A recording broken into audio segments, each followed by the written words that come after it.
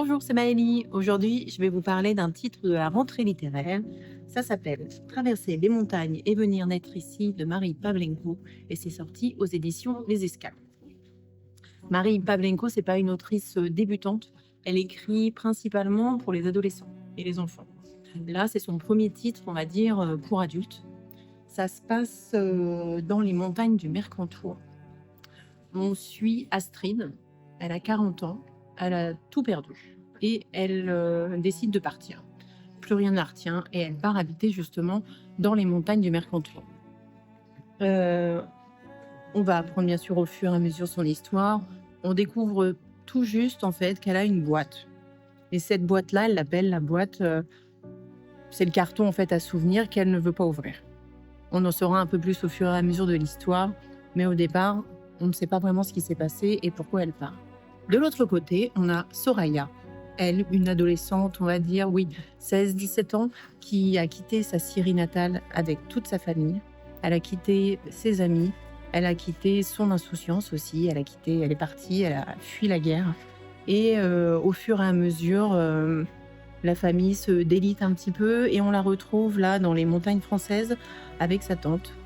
Et elle est aussi, elle est enceinte aussi, Soraya, d'un enfant qu'elle déteste, qu'elle ne veut pas, parce que c'est l'enfant d'un dieu. Donc, elle arrive dans cette montagne, elle est épuisée, elle est enceinte, elle doit accoucher d'ici 1 mois ou 2.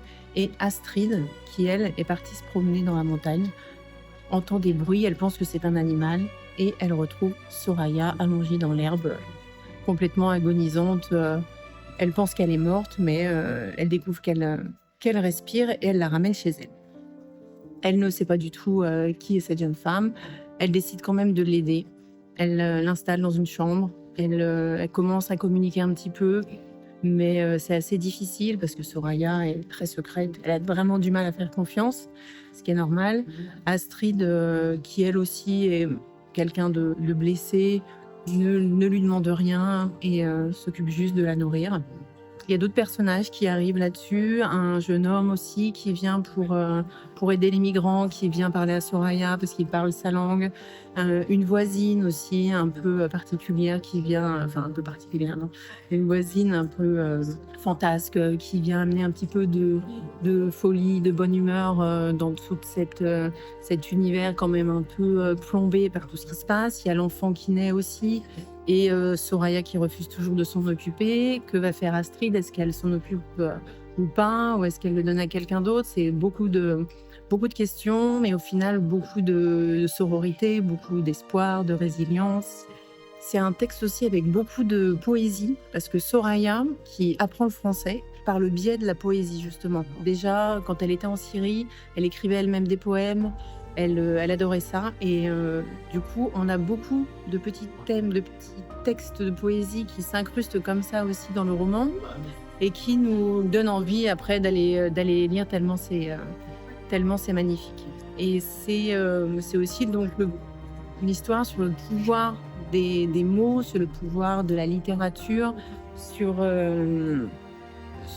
tout ce que ça peut nous amener comme espoir et voilà, c'est un très beau texte de solidarité aussi sur les liens entre les hommes, malgré les montagnes entre nous, malgré nos différences.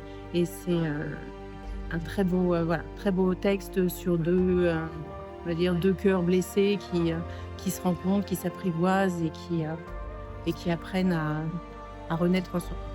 C'est vraiment une très belle leçon, on va dire, de vie et surtout dans nos temps, le temps un petit peu obscur en ce moment, sur tout ce qu'on entend sur les migrants, etc. Là, ça nous donne vraiment de l'espoir et de se dire qu'on peut toujours aider son prochain et que ça reste toujours de belles aventures. Et ici, ça nous livre en tout cas de très belles émotions. Et Marie Pavlenko réussit avec succès son premier roman pour les adultes.